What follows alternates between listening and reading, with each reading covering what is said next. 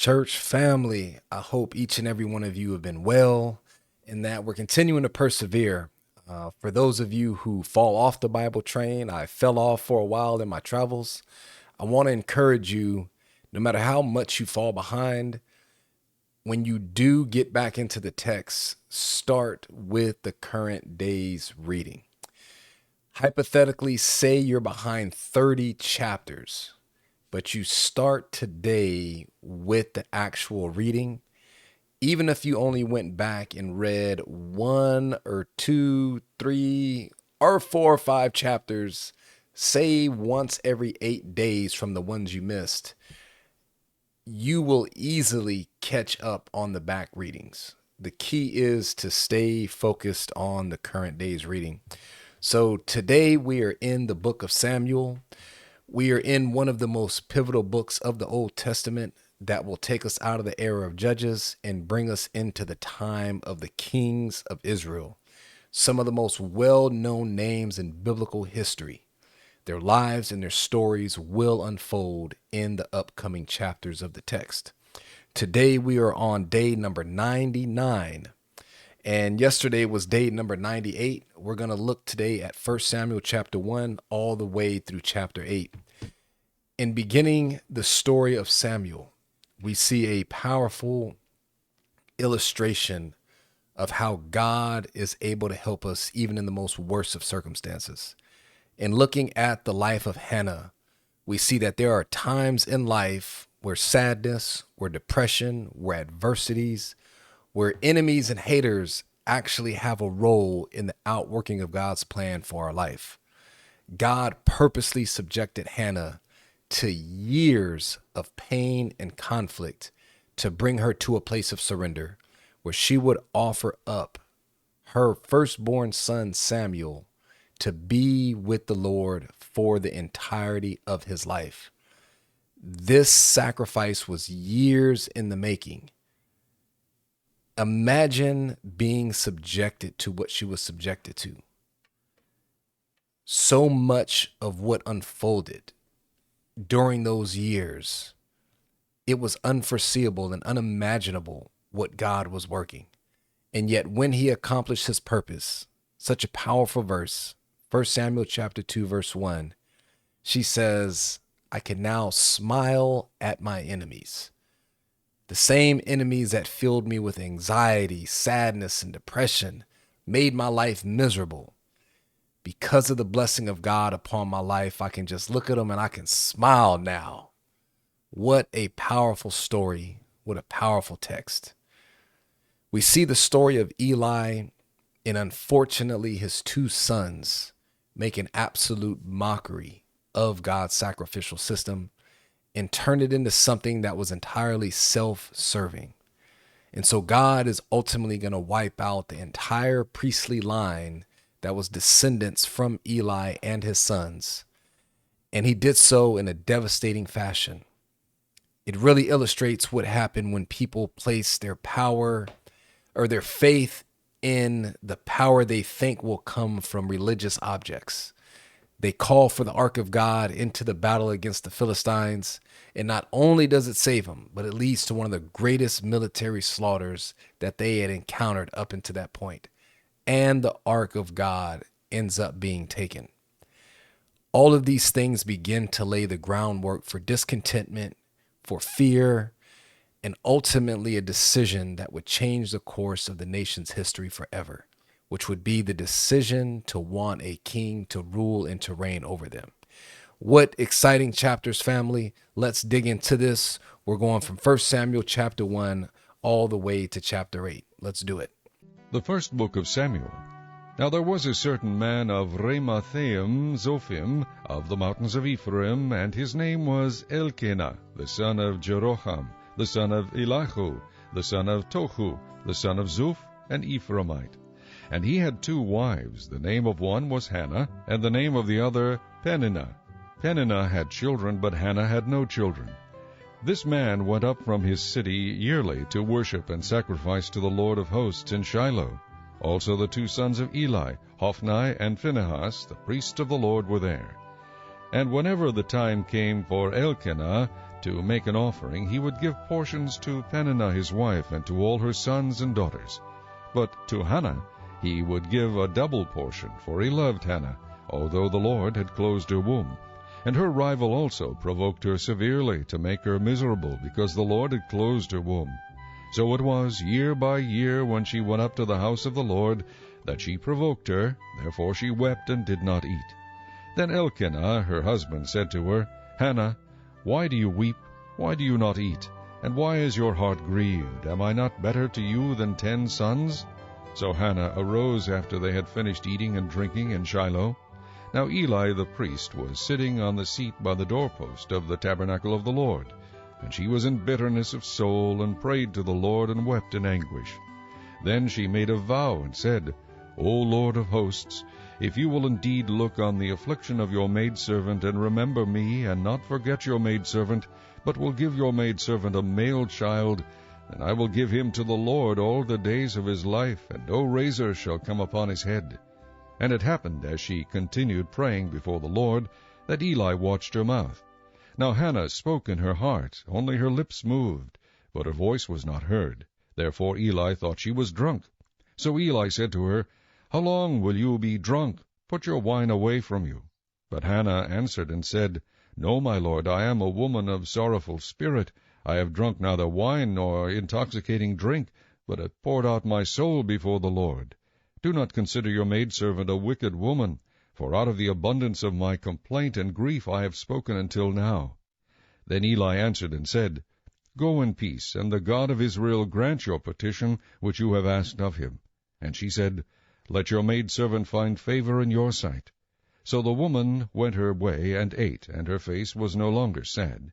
Then they rose early in the morning and worshipped before the Lord, and returned and came to their house at Ramah. And Elkanah knew Hannah his wife, and the Lord remembered her. So it came to pass in the process of time that Hannah conceived and bore a son, and called his name Samuel, saying, Because I have asked for him from the Lord. Now the man Elkanah and all his house went up to offer to the Lord the yearly sacrifice and his vow. But Hannah did not go up, for she said to her husband, Not until the child is weaned, then I will take him, that he may appear before the Lord and remain there forever. So Elkanah her husband said to her, Do what seems best to you. Wait until you have weaned him. Only let the Lord establish his word. Then the woman stayed and nursed her son until she had weaned him. Now when she had weaned him, she took him up with her, with 3 bulls, 1 ephah of flour, and a skin of wine, and brought him to the house of the Lord in Shiloh, and the child was young. Then they slaughtered a bull, and brought the child to Eli. And she said, O my lord, as your soul lives, my lord, I am the woman who stood by you here praying to the Lord. For this child I prayed, and the Lord has granted me my petition which I asked of him. Therefore I also have lent him to the Lord. As long as he lives he shall be lent to the Lord. So they worship the Lord there. Chapter 2. And Hannah prayed and said, My heart rejoices in the Lord, my horn is exalted in the Lord. I smile at my enemies, because I rejoice in your salvation. No one is holy like the Lord, for there is none besides you, nor is there any rock like our God. Talk no more so very proudly. Let no arrogance come from your mouth. For the Lord is the God of knowledge, and by him actions are weighed. The bows of the mighty men are broken, and those who stumbled are girded with strength. Those who were full have hired themselves out for bread, and the hungry have ceased to hunger. Even the barren has borne 7, and she who has many children has become feeble. The Lord kills and makes alive. He brings down to the grave and brings up. The Lord makes poor and makes rich. He brings low and lifts up. He raises the poor from the dust and lifts the beggar from the ash heap, to set them among princes and make them inherit the throne of glory. For the pillars of the earth are the Lord's, and he has set the world upon them. He will guard the feet of his saints, but the wicked shall be silent in darkness. For by strength no man shall prevail. The adversaries of the Lord shall be broken in pieces. From heaven he will thunder against them. The Lord will judge the ends of the earth. He will give strength to his king, and exalt the horn of his anointed. Then Elkanah went to his house at Ramah, but the child ministered to the Lord before Eli the priest. Now the sons of Eli were corrupt. They did not know the Lord, and the priest's custom with the people was that when any man offered a sacrifice, the priest's servant would come with a 3-pronged flesh hook in his hand while the meat was boiling. Then he would thrust it into the pan, or kettle, or cauldron, or pot, and the priest would take for himself all that the flesh hook brought up. So they did in Shiloh to all the Israelites who came there. Also, before they burned the fat, the priest's servant would come and say to the man who sacrificed, "Give meat for roasting to the priest, for he will not take boiled meat from you, but raw." And if the man said to him, "They should really burn the fat first, then you may take as much as your heart desires," he would then answer him, "No, but you must give it now, and if not, I will take it by force." Therefore the sin of the young men was very great before the Lord, for men abhorred the offering of the Lord. But Samuel ministered before the Lord even as a child, wearing a linen ephod. Moreover, his mother used to make him a little robe, and bring it to him year by year when she came up with her husband to offer the yearly sacrifice. And Eli would bless Elkanah and his wife, and say, "The Lord give you descendants from this woman for the loan that was given to the Lord." Then they would go to their own home. And the Lord visited Hannah, so that she conceived and bore 3 sons and 2 daughters. Meanwhile the child Samuel grew before the Lord. Now Eli was very old, and he heard everything his sons did to all Israel, and how they lay with the women who assembled at the door of the tabernacle of meeting. So he said to them, "Why do you do such things? For I hear of your evil dealings from all the people. No, my sons, for it is not a good report that I hear. You make the Lord's people transgress. If one man sins against another, God will judge him. But if a man sins against the Lord, who will intercede for him?" Nevertheless, they did not heed the voice of their father, because the Lord desired to kill them. And the child Samuel grew in stature and in favor both with the Lord and men. Then a man of God came to Eli and said to him, "Thus says the Lord, did I not clearly reveal myself to the house of your father when they were in Egypt in Pharaoh's house?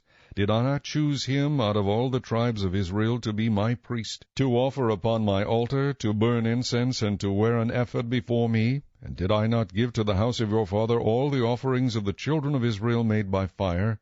Why do you kick at my sacrifice and my offering which I have commanded in my dwelling place, and honor your sons more than me, to make yourselves fat with the best of all the offerings of Israel my people? Therefore the Lord God of Israel says, I said indeed that your house and the house of your father would walk before me forever. But now the Lord says, Far be it from me, for those who honor me I will honor, and those who despise me shall be lightly esteemed.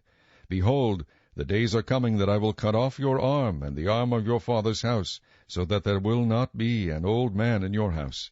And you will see an enemy in my dwelling place, despite all the good which God does for Israel, and there shall not be an old man in your house forever. But any of your men whom I do not cut off from my altar shall consume your eyes and grieve your heart. And all the descendants of your house shall die in the flower of their age. Now this shall be a sign to you that will come upon your 2 sons, on Hophni and Phinehas. In one day they shall die, both of them. Then I will raise up for myself a faithful priest, who shall do according to what is in my heart and in my mind. I will build him a sure house, and he shall walk before my anointed forever. And it shall come to pass that every one who is left in your house will come and bow down to him for a piece of silver and a morsel of bread, and say, Please put me in one of the priestly positions, that I may eat a piece of bread. Chapter 3. Now the boy Samuel ministered to the Lord before Eli. And the word of the Lord was rare in those days. There was no widespread revelation. And it came to pass at that time, while Eli was lying down in his place, and when his eyes had begun to grow so dim that he could not see, and before the lamp of God went out in the tabernacle of the Lord where the ark of God was, and while Samuel was lying down, that the Lord called Samuel, and he answered, Here I am. So he ran to Eli and said, Here I am, for you called me. And he said, I did not call you. Lie down again. And he went and lay down. Then the Lord called yet again, Samuel. So Samuel arose and went to Eli and said, Here I am, for you called me. He answered, I did not call, my son. Lie down again. Now Samuel did not yet know the Lord, nor was the word of the Lord yet revealed to him. And the Lord called Samuel again the 3rd time. So he arose and went to Eli, and said, Here I am, for you did call me. Then Eli perceived that the Lord had called the boy. Therefore Eli said to Samuel, Go lie down, and it shall be, if he calls you, that you must say, Speak, Lord, for your servant hears. So Samuel went and lay down in his place. Now the Lord came and stood and called as at other times, Samuel, Samuel. And Samuel answered, Speak, for your servant hears. Then the Lord said to Samuel, Behold, I will do something in Israel at which both ears of everyone who hears it will tingle. In that day I will perform against Eli all that I have spoken concerning his house, from beginning to end. For I have told him that I will judge his house forever for the iniquity which he knows, because his sons made themselves vile, and he did not restrain them. And therefore I have sworn to the house of Eli that the iniquity of Eli's house shall not be atoned for by sacrifice or offering forever. So Samuel lay down until morning, and opened the doors of the house of the Lord. And Samuel was afraid to tell Eli the vision. Then Eli called Samuel, and said, Samuel, my son. He answered, Here I am. And he said, What is the word that the Lord spoke to you? Please do not hide it from me. God do so to you, and more also, if you hide anything from me of all the things that he said to you. Then Samuel told him everything, and hid nothing from him. And he said, It is the Lord, let him do what seems good to him. So Samuel grew, and the Lord was with him, and let none of his words fall to the ground.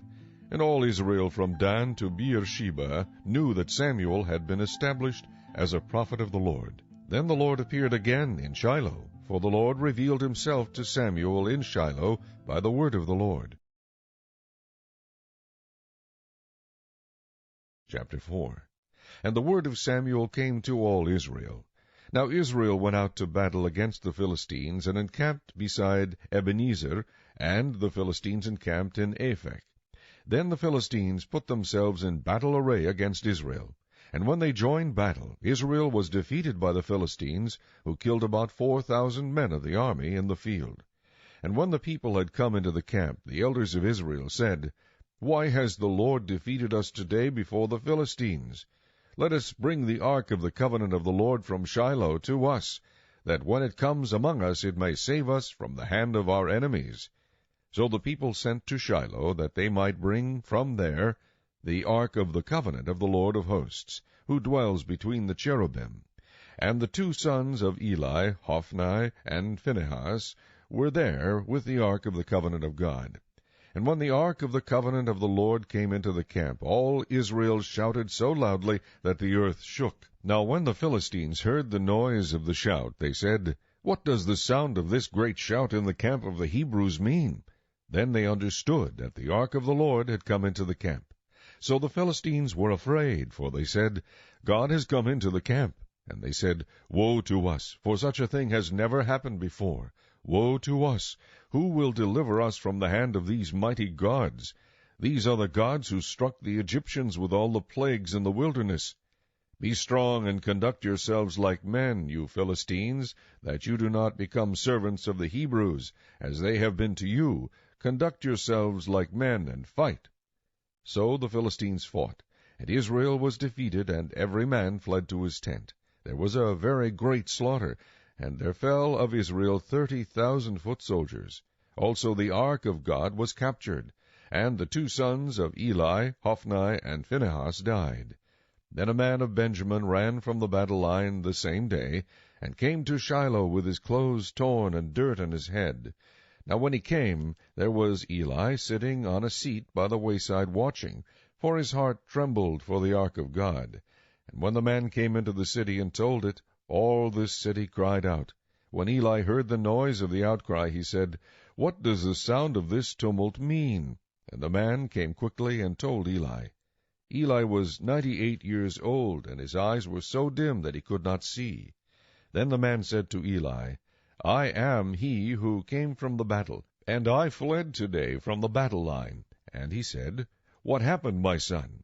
So the messenger answered and said, Israel has fled before the Philistines, and there has been a great slaughter among the people. Also your two sons, Hophni and Phinehas, are dead, and the ark of God has been captured. Then it happened, when he made mention of the ark of God, that Eli fell off the seat backward by the side of the gate, and his neck was broken, and he died, for the man was old and heavy. And he had judged Israel 40 years. Now his daughter-in-law, Phinehas's wife, was with child due to be delivered. And when she heard the news that the ark of God was captured, and that her father-in-law and her husband were dead, she bowed herself and gave birth, for her labor pains came upon her. And about the time of her death, the women who stood by her said to her, Do not fear, for you have borne a son. But she did not answer, nor did she regard it.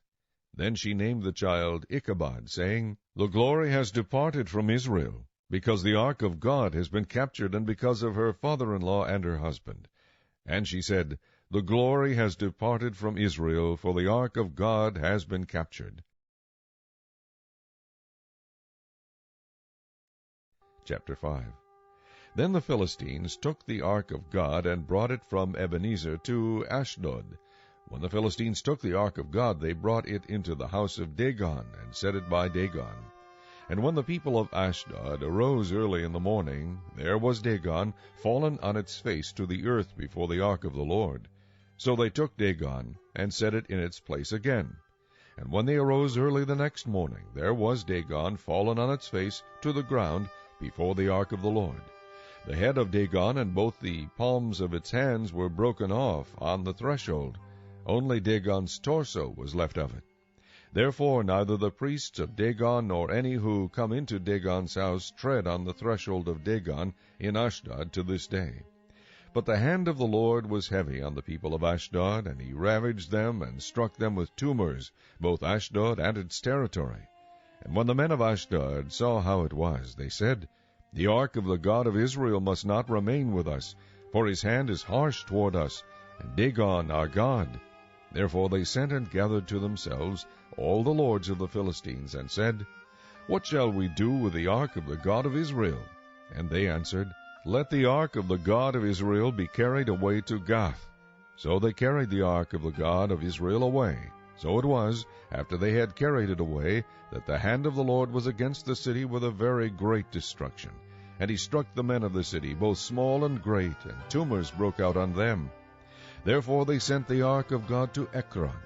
So it was, as the ark of God came to Ekron, that the Ekronites cried out, saying, They have brought the ark of the God of Israel to us, to kill us and our people.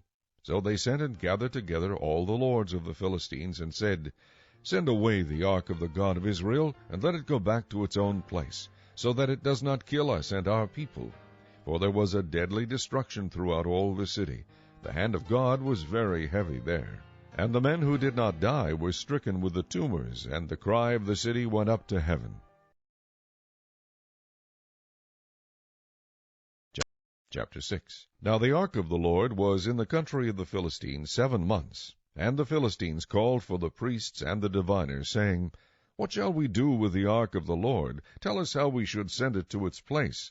So they said, If you send away the ark of the God of Israel, do not send it empty, but by all means return it to him with a trespass offering. Then you will be healed, and it will be known to you why his hand is not removed from you. Then they said, What is the trespass offering which we shall return to him?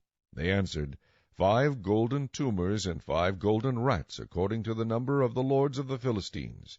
For the same plague was on all of you and on your lords. Therefore you shall make images of your tumors and images of your rats that ravage the land, and you shall give glory to the God of Israel. Perhaps he will lighten his hand from you, from your gods, and from your land. Why then do you harden your hearts as the Egyptians and Pharaoh hardened their hearts? When he did mighty things among them, did they not let the people go, that they might depart? Now therefore make a new cart. Take 2 milk cows, which have never been yoked, and hitch the cows to the cart, and take their calves home, away from them. Then take the ark of the Lord, and set it on the cart, and put the articles of gold which you are returning to him as a trespass offering in a chest by its side. Then send it away, and let it go. And watch, if it goes up the road to its own territory, to Beth-shemesh, then he has done us this great evil. But if not, then we shall know that it is not his hand that struck us. It happened to us by chance. Then the men did so. They took 2 milk cows and hitched them to the cart, and shut up their calves at home.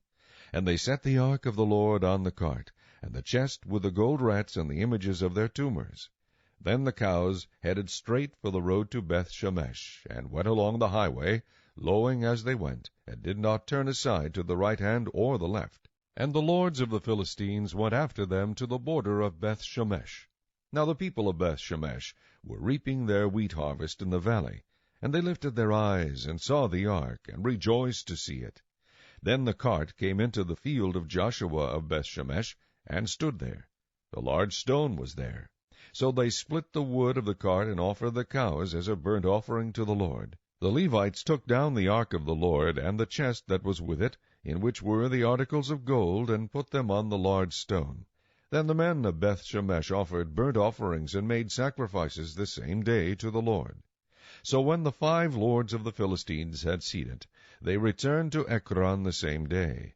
These are the golden tumors which the Philistines returned as a trespass offering to the Lord, 1 for Ashdod, 1 for Gaza, 1 for Ashkelon, 1 for Gath, 1 for Ekron.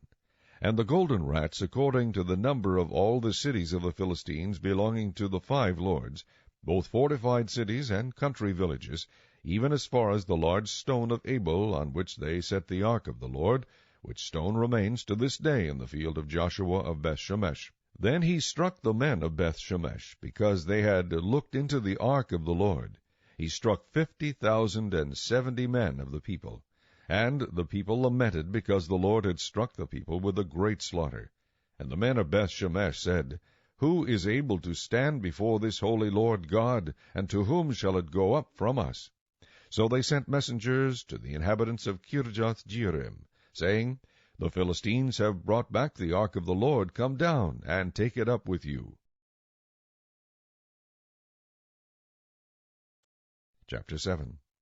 Then the men of Kirjath-jearim came and took the ark of the Lord, and brought it into the house of Abinadab on the hill, and consecrated Eleazar his son to keep the ark of the Lord. So it was that the ark remained in Kirjath-jearim a long time. It was there 20 years, and all the house of Israel lamented after the Lord. Then Samuel spoke to all the house of Israel, saying, If you return to the Lord with all your hearts, then put away the foreign gods and the Ashtoreths from among you, and prepare your hearts for the Lord, and serve him only, and he will deliver you from the hand of the Philistines. So the children of Israel put away the Baals and the Ashtoreths, and served the Lord only. And Samuel said, Gather all Israel to Mizpah, and I will pray to the Lord for you. So they gathered together at Mizpah, drew water, and poured it out before the Lord. And they fasted that day, and said there, We have sinned against the Lord. And Samuel judged the children of Israel at Mizpah. Now when the Philistines heard that the children of Israel had gathered together at Mizpah, the lords of the Philistines went up against Israel. And when the children of Israel heard of it, they were afraid of the Philistines. So the children of Israel said to Samuel, Do not cease to cry out to the Lord our God for us, that he may save us from the hand of the Philistines. And Samuel took a suckling lamb, and offered it as a whole burnt offering to the Lord. Then Samuel cried out to the Lord for Israel, and the Lord answered him. Now as Samuel was offering up the burnt offering, the Philistines drew near to battle against Israel. But the Lord thundered with a loud thunder upon the Philistines that day, and so confused them that they were overcome before Israel. And the men of Israel went out of Mizpah, and pursued the Philistines, and drove them back as far as below Beth-kar. Then Samuel took a stone, and set it up between Mizpah and Shen, and called its name Ebenezer, saying, Thus far the Lord has helped us. So the Philistines were subdued, and they did not come any more into the territory of Israel. And the hand of the Lord was against the Philistines all the days of Samuel. Then the cities which the Philistines had taken from Israel were restored to Israel, from Ekron to Gath. And Israel recovered its territory from the hands of the Philistines. Also there was peace between Israel and the Amorites. And Samuel judged Israel all the days of his life. He went from year to year on a circuit to Bethel, Gilgal, and Mizpah, and judged Israel in all those places. But he always returned to Ramah, for his home was there. There he judged Israel, and there he built an altar to the Lord. Chapter 8. Now it came to pass, when Samuel was old, that he made his sons judges over Israel. The name of his firstborn was Joel, and the name of his second Abijah. They were judges in Beersheba. But his sons did not walk in his ways. They turned aside after dishonest gain, took bribes, and perverted justice. Then all the elders of Israel gathered together and came to Samuel at Ramah, and said to him, Look, you are old, and your sons do not walk in your ways. Now make us a king to judge us like all the nations. But the thing displeased Samuel when they said, Give us a king to judge us. So Samuel prayed to the Lord, and the Lord said to Samuel, Heed the voice of the people in all that they say to you, for they have not rejected you, but they have rejected me, that I should not reign over them, according to all the works which they have done since the day that I brought them up out of Egypt, even to this day, with which they have forsaken me and served other gods, so they are doing to you also. Now therefore heed their voice. However, you shall solemnly forewarn them, and show them the behavior of the king who will reign over them. So Samuel told all the words of the Lord to the people who asked him for a king. And he said, This will be the behavior of the king who will reign over you. He will take your sons and appoint them for his own chariots and to be his horsemen, and some will run before his chariots. He will appoint captains over his thousands, and captains over his 50s, will set some to plow his ground and reap his harvest, and some to make his weapons of war and equipment for his chariots. He will take your daughters to be perfumers, cooks, and bakers, and he will take the best of your fields, your vineyards, and your olive groves, and give them to his servants.